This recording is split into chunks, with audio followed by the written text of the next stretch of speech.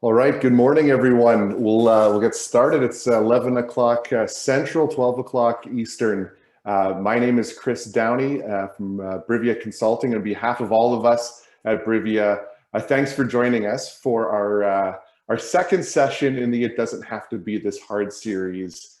Today we're going to be talking about the performance conversation.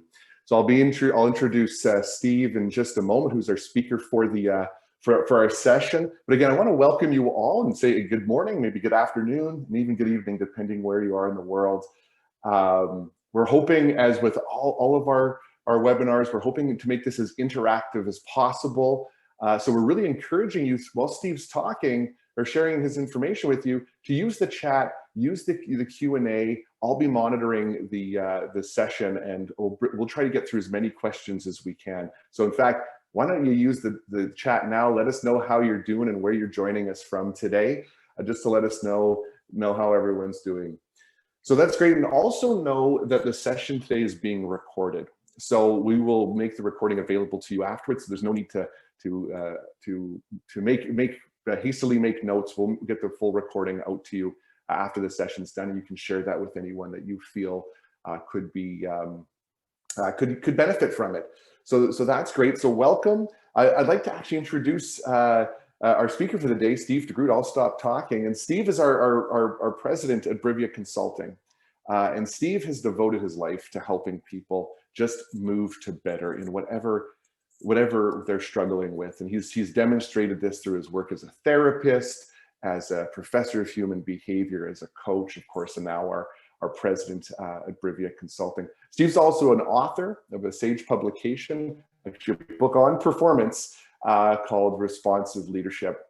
And above all, he's just an enthusiastic and great person to listen to and a good friend. So with that, I'm going to hand it over to Steve, and I'll come back at the end and let you know what to expect next from us.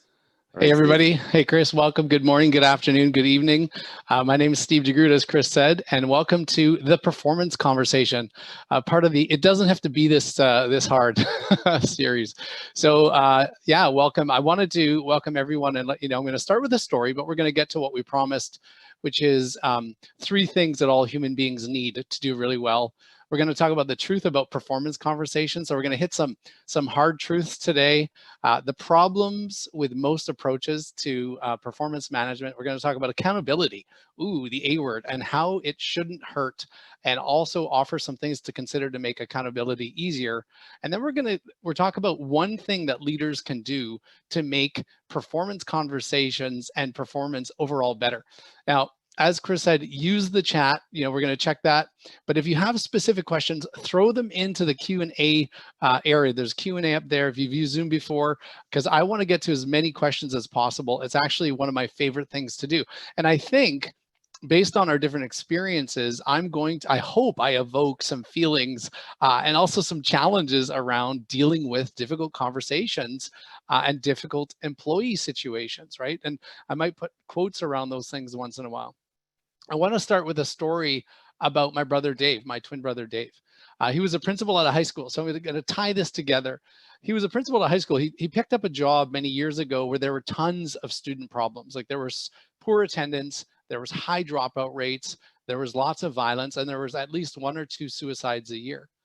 Early on, he noticed that certain students were being sent to the office, or they were being sent at certain times.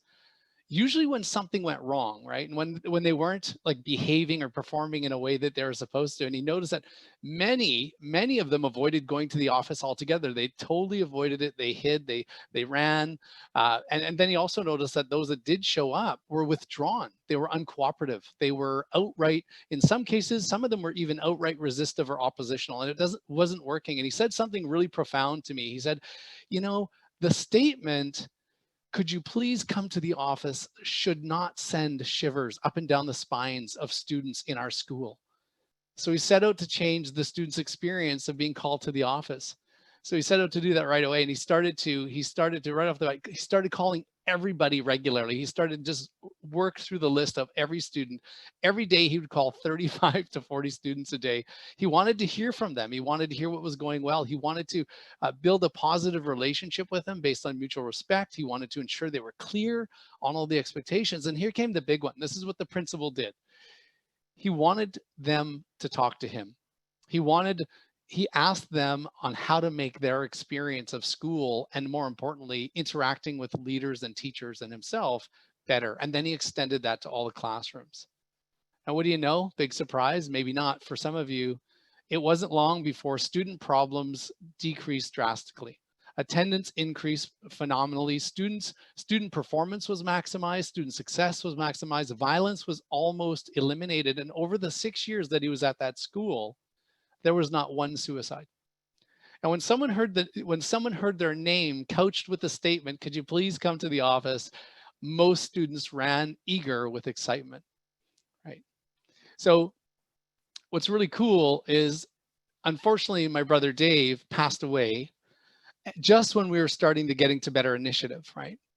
And we didn't get a chance to analyze his experiences and talk about his approach as much as we would have liked, but I'm not sure, but I think he knew he was providing something, and it was like 3 things he was providing that all human beings need, whether he knew it or not. What he was doing was providing connection.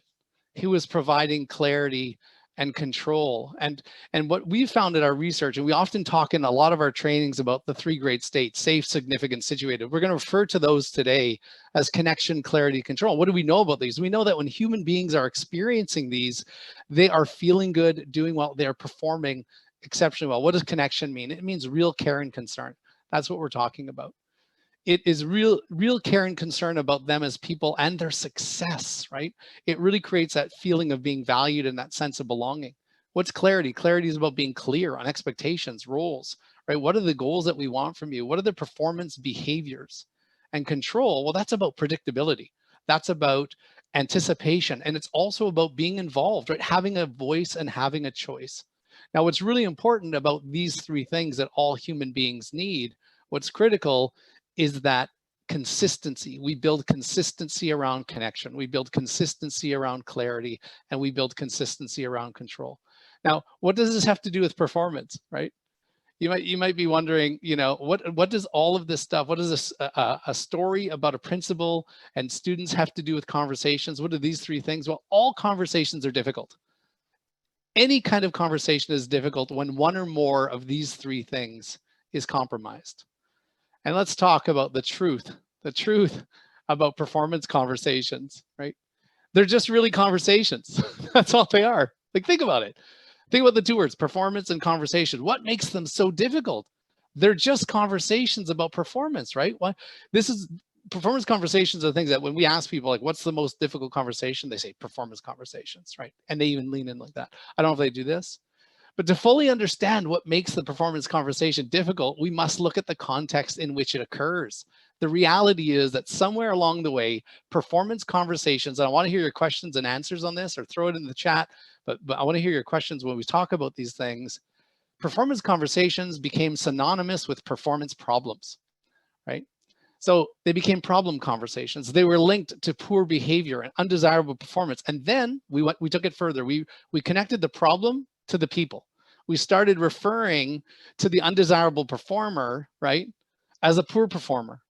And then somewhere along the way, we took it even further, and the way it morphed into the problem employee. So we got to have a conversation. So wait a minute, did we hire a poor performer? Did we hire a problem employee? How did that happen, right? The easy answer, and some people I know are sitting there going, yes, probably it's a bad fit, right? It's a bad fit. We have to be honest, it's rare to hire a bad fit, but even when we do hire someone, it's on us to get on top of that right away. And we're going to talk about that. But the important fact also is that poor performance doesn't just happen. It doesn't come out of nowhere, right? So we probably didn't hire a problem employee, right? We hired a person. A group of us believed at one point, we sat around a table and we agreed that they either had the capability to do what we needed to do, or we could support their capability to bring them up to and we agreed to let them in the gate, right? So this isn't about, and what we did is we assigned them to a leader who has the fundamental responsibility of having conversations and developing their performance towards success. Now, this isn't about blaming leaders. This is about having an honest look at how many of us respond to a dip in performance. It's also about looking at the process that we developed, that we've created to respond or deal with performance when it's less than preferred. We talked in the last webinar, if you were here, it's also recorded on the YouTube channel, that many managers, when there's a dip in performance in the beginning, they often don't say anything. We talked about the caring cowardice continuum, that sometimes we care and we don't want to upset somebody, or sometimes we're coward we're too scared to say something, right? So we don't even address it sometimes for a long period of time, if ever. We call that, right? And it leads to all sorts of problems. It leads to people becoming disconnected, right? They feel it, we know something's going on. We let conversations go because they become so difficult. And in some cases, we start blaming the individual that we're struggling with. We make it about the person, even though there's nothing wrong with them. And before we know it, things get worse for everyone involved, especially for the person that's struggling, right? When we consider connection, clarity, and control, we can start to see how avoidance, how blame, how isolation, and those kinds of things, among other things that I just talked about, compromise those things, and it compromises our ability to do well. So the reality is, when there's a dip in performance, conversations can stop altogether, right? But then they can start. Conversations can also start. And why is that? Well, because now we have a problem. And if we've let it go on a long time, we have a really big problem, okay? So they can stop and they can start. So how do they start? How do conversations start? Well, they often start around managing the problem. This brings me to the process that I just wanted to talk to you about. Performance management. Here's another thing: performance conversations and performance management. But I want to ask you the difference. I want to see this in the chat. I know there's a lot of people here today, and thank you for being here. I would love to see in the chat, do you think there's a difference between performance development and performance management? Other than the words, I want to see in the chat, does anybody think there's any differences between performance development and performance management? I'm looking at the chat. I'm not seeing anything. I'm not seeing anything yet, but is there a difference other than the word, right? What would you say there's a difference? So some people are saying no. All right, I'm seeing there's no differences. 110% difference. Mentorship, absolutely. Management sounds more negative. Okay, people are saying yes, development is part of management. All right, yes, agree with Jocelyn. Cool. So we've got some people saying yes, there's a difference, and some people are saying no. I'd love to hear, okay, management is often about discipline. Management, all right. Okay, development is often about professional growth. Okay, so we're already saying yes. So yes, there are some differences. I'm going to start naming some of them. So thanks for participating. The biggest difference is the experience, right? There are a lot of things, but the main thing is the experience of the person being either performance developed or performance managed. How many people do you hear that are excited about sharing their performance improvement plan? Have you met that person at lunch waving their performance improvement plan around, right? Super excited about it, right? So let's talk a little bit about this. I want to share some of the differences, right? Some of the differences are stark. Now, I'm open to, these are just a perspective here at Brivia, right? I'm just trying to open up my screen here. Development, there is a big difference in many of the companies that we've seen and many of the experiences many of us had. Development is really about proactive, right? It's perpetual and ongoing. It starts from the beginning, right? It's for all employees. Everybody gets professional development, right? Or performance development. What's interesting is not everybody is on a PIP. We'll get to that. It focuses on positive performance and strengths, starts with what's going well as a starting point. It's values and growth driven, and it usually leads to a positive experience, one mostly feeling validated and affirmed, right? What's performance management? Well, often it's reactive. Often it's the result of a problem. It's intermittent and periodic. It's not for everybody. So it's usually for select or struggling employees. Right? Now we got to be careful too, because years ago, 360s for lots of managers. Now I'm starting to find that not everybody's on a 360 anymore. Why is that? Because now they're also being used as a source of discipline, right? In some places, not every place, right? Also, performance management starts with what's wrong, right? What's wrong? Where's the problem? What needs to be fixed? And performance management is often a disciplinary measure, right? The biggest difference, as I've said, is often it's a negative experience. When you talk to people that are being performance managed, right, it's very, very different experience, right? And that's one of those things. How come everyone's not on a PIP, right? Because they're not for everybody. And in some companies, people that are on PIPs leave or are terminated. Statistically, it's actually really high. Now, some people go out, it's because they were struggling and they're a bad employee or they're a bad hire, but statistically, that's also not possible, right? But let's be honest. Let's be super honest here. This is all part of this honest conversations, right? Most performance management tools were designed not necessarily to help people out, but to get them out. We have conversations with them to consider, right? We've asked some people even, have your PIPs become RIPs, right? Were they really a problem employee?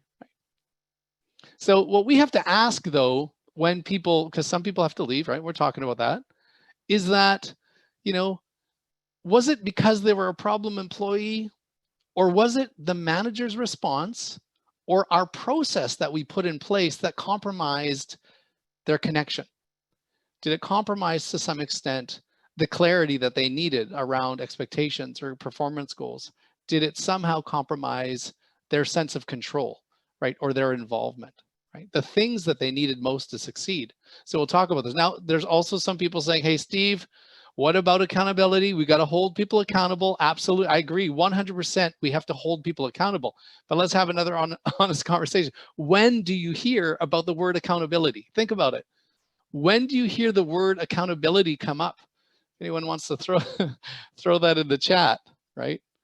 The word accountability often comes up when what? When we hear something's gone wrong, right? See some of those added when it's too late. Oh my gosh, yeah, no kidding. Right? No one's ever accountable for anything, right? When there is a problem, right? These are great things in the chat. Or sometimes, have you heard this? So, okay, who are we going to hold accountable for this, right? It's usually not in a positive situation. Have you ever heard this? Hey, you know, great job, team.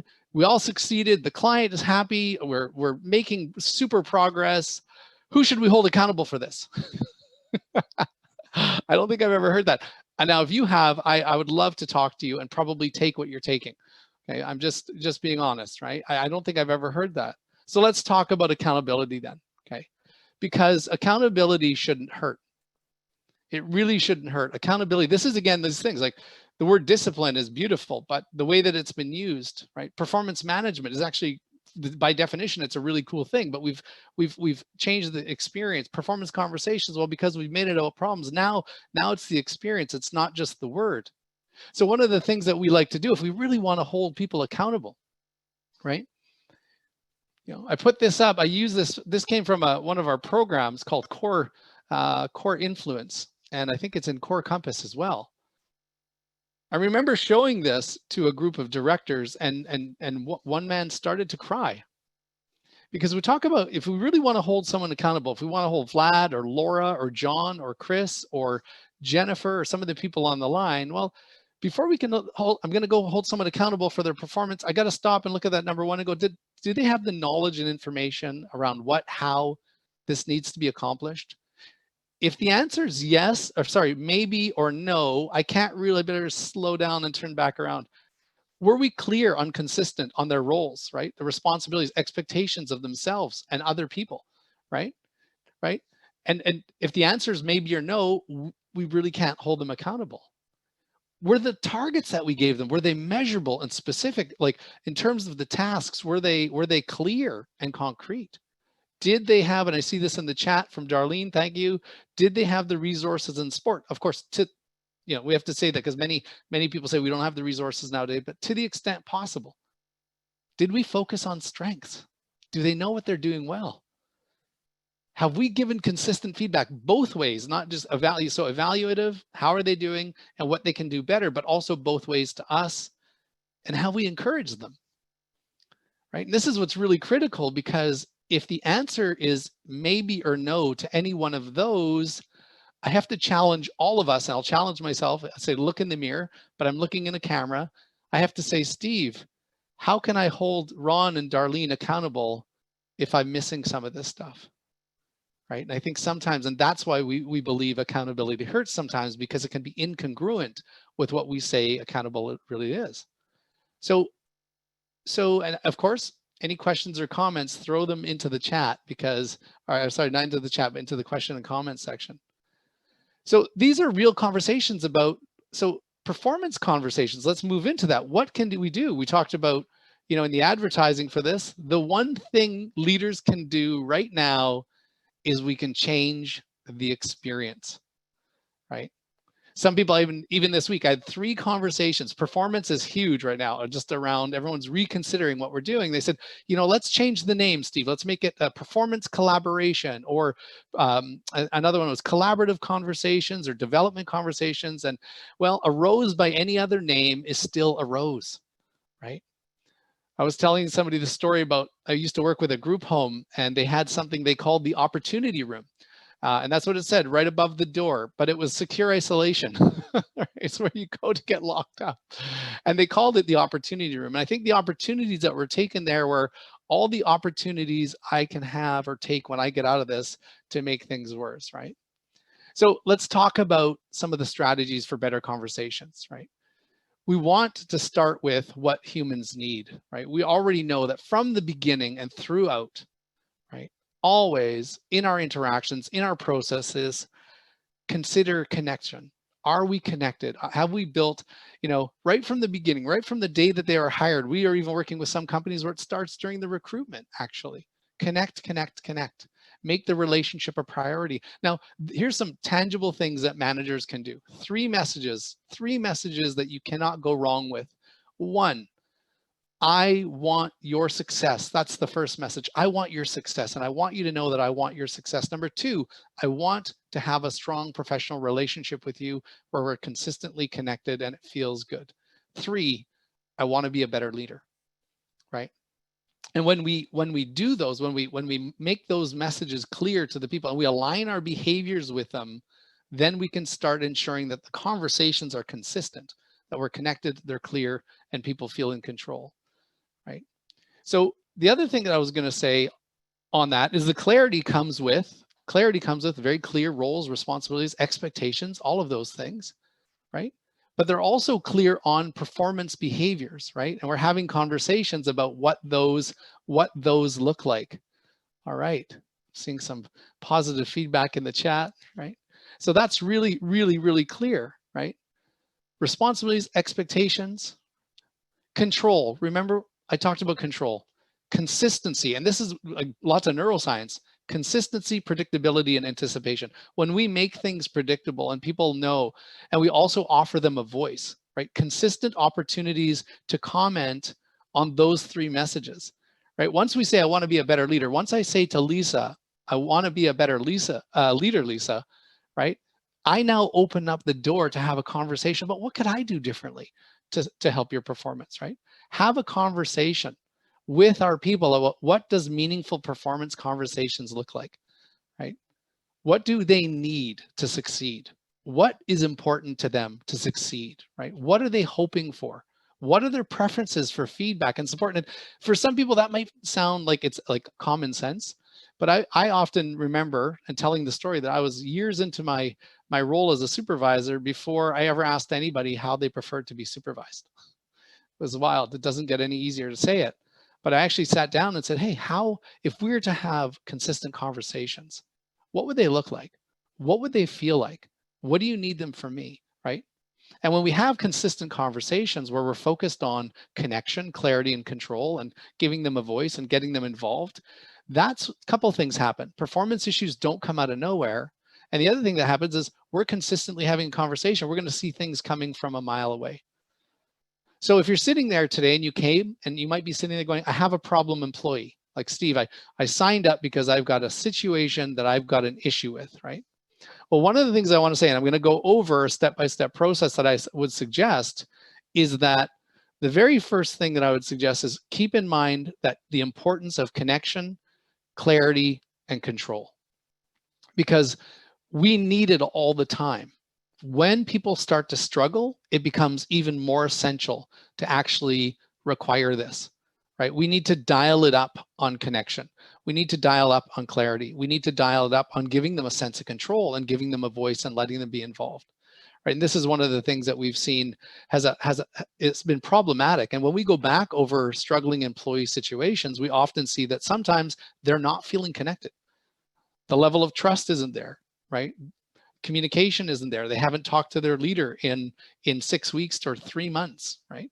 Clarity, they're not sure what happened. They feel it. They say, you know something, I've had, I would hate to say hundreds, but it's definitely been dozens of conversations with people that say, I think I'm getting performance managed, or I think I'm gonna, I think the end is near, right? They can feel it, but they're not certain about it, right? Should be no surprises, right?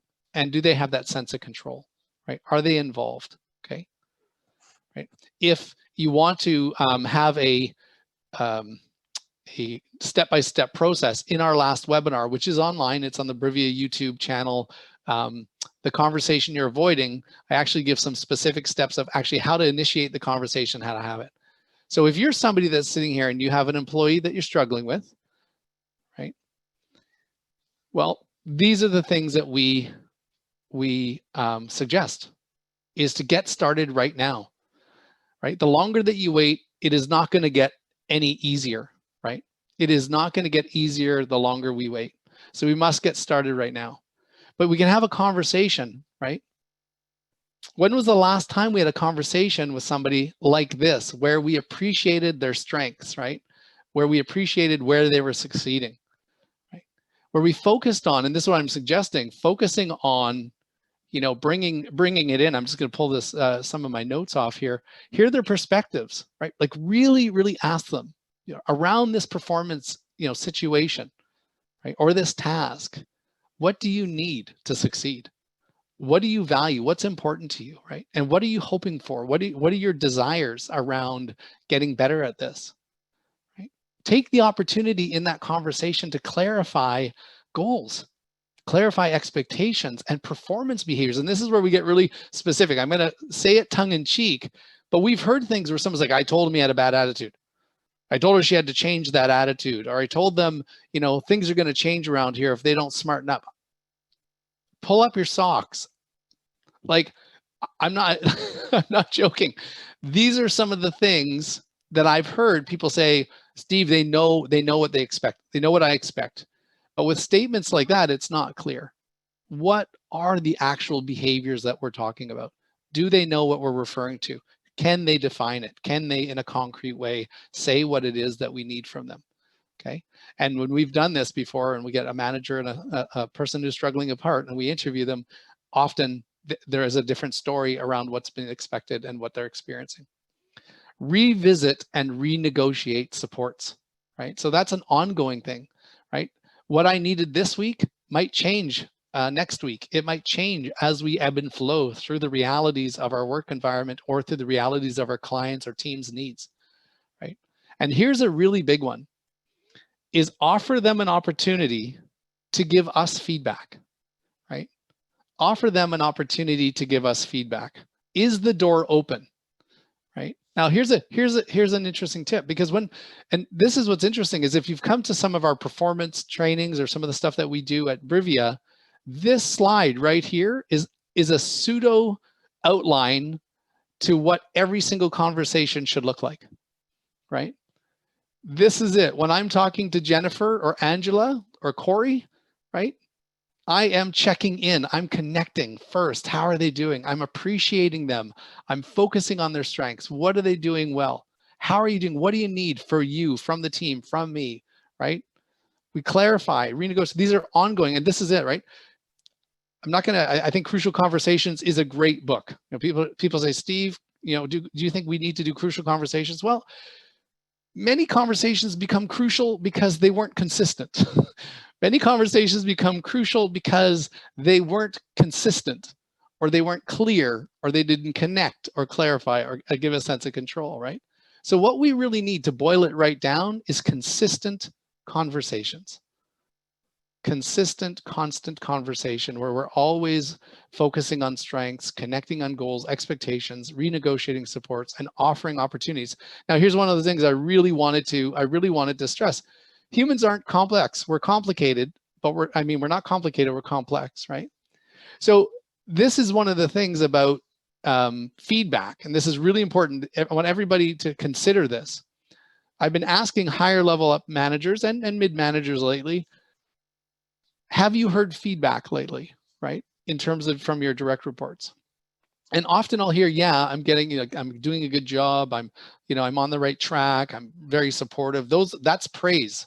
That's not feedback. If we're not hearing, if we're not hearing anything that we can do different, because leaders are always striving for better, right? So make sure that they know that they have opportunities to give us feedback, okay?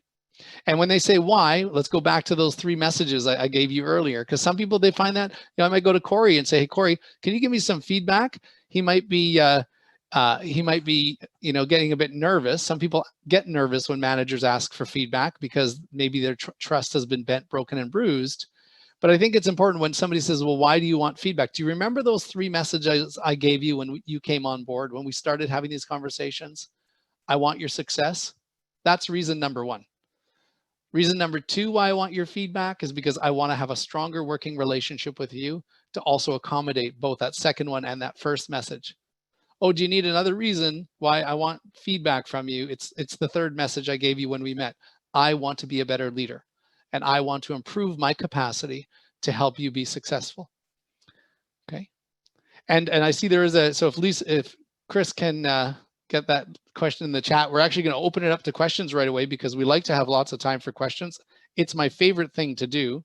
And as a matter of fact, I have had a conversation. I also heard this week a couple times people say, Steve, I don't have time. I don't have time to have all of these conversations. I've got other things to do. And I asked if they were a manager and they said, yes. I said, well, your number 1 priority is to get outreach outcomes through people's performance, right? Our fundamental responsibility as leaders is to develop the capacity of our people to perform better and to optimize their success, right? So I also ask people that when people are feeling like they don't have time for these conversations, I can tell you that it often takes much more time, much more energy, and much more money when we don't have those conversations. And what we're seeing is when we have the consistent conversations, not only are people performing better, but our turnover slows down, right? We have higher rates of retention and we have better outcomes, okay? In that last webinar, so if you're thinking about, Steve, well, what are the specific things we can do? Go to that webinar that's online. You can either find it on our website or on our YouTube, right? Also, we have core communication programs and responsive communication programs that take people through how to do this comfortably and confidently. Don't hesitate to reach out because we want to help. And finally, one of the things I hope for all of the employees that we work with and that you work with is that when we send an email or when we come over the intercom, and it's a metaphor, and say, Chris, could you please come to the office? It doesn't send shivers up and down the spines of our employees, that we actually change the experience and move more towards performance development and away from performance management so that we can optimize their ability. Because when it comes to the performance conversation, it doesn't have to be this hard, right?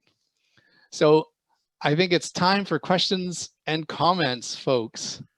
For sure, Steve. Thank you. There's a few questions here for you that we'll get to. So I do also encourage people, we have a few minutes here to go. So do hit us up in the chat or in the Q&A with some questions. But the first one I have for you, Steve, is how do I handle the employee that won't accept that they're doing anything wrong?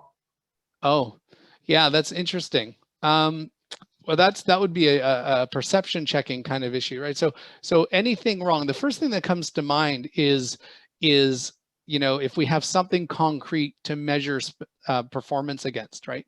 If we don't have that, and sometimes, if it's clocking in or attendance or something, it's just, we look for the incongruences, right? Some people might not think they're doing well. Well, what do we really know? The first is, what do we really know about this from their perspective, right? Is this a lack of awareness, or is this skirting around having a conversation that might be difficult? So one of the first things that I would say is I say factor friction, right? Unless we have facts, absolute concrete facts that something has been or hasn't been done, then we can't bring it up. But if we have facts around what it is that we're concerned about, then we show it to them, right? We reveal it and say, I'm a bit confused. I'm hearing you say, I'm hearing you say that you were on time, every day this month, but the recordings say that you were late, 6 times, and I'm just confused about that. The other thing I would do is start with the things that they're doing well before I moved into that conversation.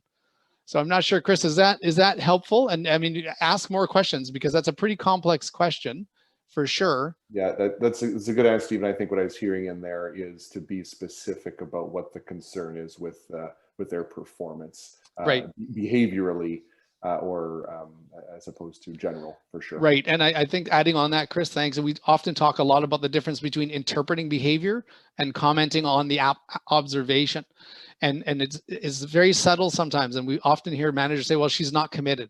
She's not committed, because she came late. Well, the performance issue isn't commitment. The performance issue is attendance, right? We got to be really clear about that, because once we move into judgment, we undermine connection, right? We start to make it unsafe. So we got to be very concrete and very specific in terms of the behaviors that we're concerned about, and more importantly, the behaviors that we want to see more of. Okay. Excellent. Thanks, Steve. Another question, and this is an interesting one here.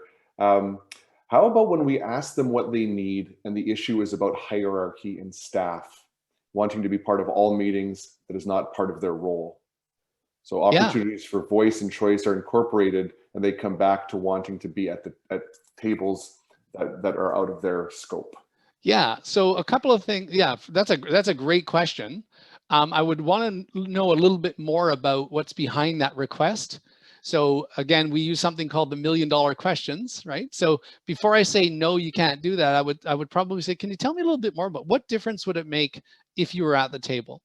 How would it be helpful if you attended these meetings? And we really got to listen for the need driving this request or the value driving it. And sometimes it's interesting. I just want to know what's going on. Okay. Or I just want to feel like I'm a part of the team, or whatever it is, because maybe we can accommodate that without them going there. The second thing I'd be is, well, is this in camera or could they attend? I mean, right? First of all, find out what is the meaning behind the request, and maybe we can accommodate it to some degree. And if it really comes down to, I just want to be a part of it, I would try to find out, well, what is the barrier or the impediment to getting them there to be able to be part of that, to have that experience. So those are the two things that I come to. If there's an absolute hard no, then we've got to explain 2 points. What's the point of that hard no? And why are we giving the hard no in this way? So there's 3 answers to that question. I hope that was helpful. Excellent, Steve. I was going to chime in with that. Something I hear you say often to people: what's the point and why this way? Even if they don't agree, if they can answer those questions, it's a close second to agreement. That's right. If we use no, we use it sparingly. And then when it does come down, we're very clear on the reasons, right? Because just because we do things that way is not, undermines all 3 things: connection, clarity, and control. It's a great way to invite problems. Thank you, Chris. Another question came in here, Steve. This is on a leader, I think, that's doing some wanting to grow a bit, which is great.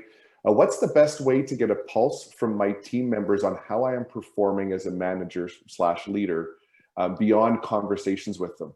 Is an employee survey where they can leave anonymous feedback a recommended practice? Yeah, well, that's a great. Well, first of all, I love the fact that somebody wants to know how they're doing. I think all leaders should. I think it should be mandatory, actually, and we'll get into that.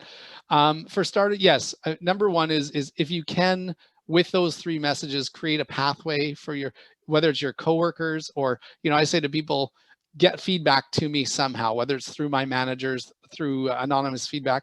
There are feedback surveys. As a matter of fact, we have developed one called the Core Leader Score, which is an anonymous survey that doesn't take long at all. That gives you very accurate, I would say the most accurate feedback on where you're doing well and where people might need you to improve upon.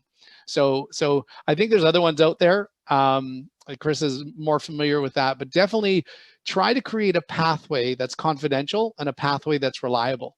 Because one of the things that we're seeing now, and I always say to managers, if you do a survey, 2 things: make sure that your people know that you've received it, so thank them for it, and make sure that they know that you've received it by allowing them to know what you're working on as a result. because people aren't survey fatigued. People are disappointment fatigued from doing surveys where they feel nothing happens. So I hope that was helpful, and good luck. Reach out to us if you want a really good leadership assessment tool. Yes, absolutely, Steve. I'm a bit partial to that one. Yeah. Yeah, for sure. But it's great that that individual is looking to enhance their ability. And one final question here for you, Steve, is if I focus on an employee's strengths, will that give them a false sense of security if they're not performing? No. I mean, sorry, that's my quick answer. I find that, I mean, there is a lot of myths around if we praise too much. Really, it's not either or, it's both. It's both and, right? We need them to perform in a certain way. It has nothing to do with what they're doing well, right? And what we know from humans, now you might want to check their currency, because some people don't like to hear the fluffy stuff or hear it in public. So what is their currency for recognition and appreciation? Because we don't want to be doing it in a way that compromises, you know, their level of motivation or engagement. So that's important. But I would say don't believe the myth that we're giving them a wrong idea. If they're late, we deal with that lateness, but we still, before we deal with that lateness, we focus on all the times that they were on time, all the times that they succeeded, all the times, right? Now, appreciation and praise, there's research on mindset. If it's not genuine and authentic, then it's a problem, right? If we're just using it like as a strategy to insert problems, then that just becomes a little bit of manipulation. But I would say, you know, my experience being the strength-based poster child and researching the power of appreciation, gratitude, and strengths is that you demonstrate strengths and you demonstrate appreciation and gratitude as much as you possibly can, as long as it's authentic and as long as it's genuine. Excellent, Steve. Thanks for that. Again, what I'm hearing there is if we can be clear on both what's going well and perhaps where there needs to be improvement, that kind of solves that issue there. So that's excellent. I'll take over in just a moment, Steve. If you want to wrap up on your end here, we're kind of close to our time. I just see how do you negotiate a situation of subordination involving a manager whose position you applied to but failed to get. I would say do your homework, get as much information as you can, and you know, reach out to the people that can advocate or support. Just make sure you get the right information versus making assumptions about what happened. So I see requests. So yeah, I just wanted to say thank you everybody for being here. I know performance conversations are a very important piece of developing performance and success. And I just want to wish you, you know, the best on your journey to better with your people. And I'm going to pass it over to Chris because he has some news for you. Thank you, everybody. Be well. Take care. Excellent. Thank you, Steve. And thank you all for joining us. That was excellent as always. As I mentioned, this session was recorded. So I'm actually going to send an email out to you all tomorrow with a link to the recording that you can share with anyone, so you can listen to it again. You can share it with folks that you think might find it of value. I'll also share some information on what you can expect next. And we're gonna build on this series of It Doesn't Have to Be This Hard in September, and Steve will be coming back to talk about beating burnout for real.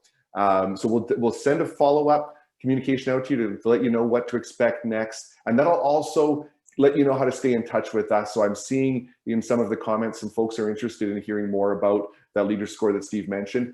When I send the email out to you, feel free to just respond back to me. We can get anything over to you all. And again, be on the lookout for what's coming next, and send your questions our way. We'd love to get webinars out that you want, that are meaningful for you. So any recommendations you have, we'd be happy to hear them. So thanks everyone. Have a great day. You'll hear from us soon. Take care, everybody. Bye-bye. Thanks, Chris.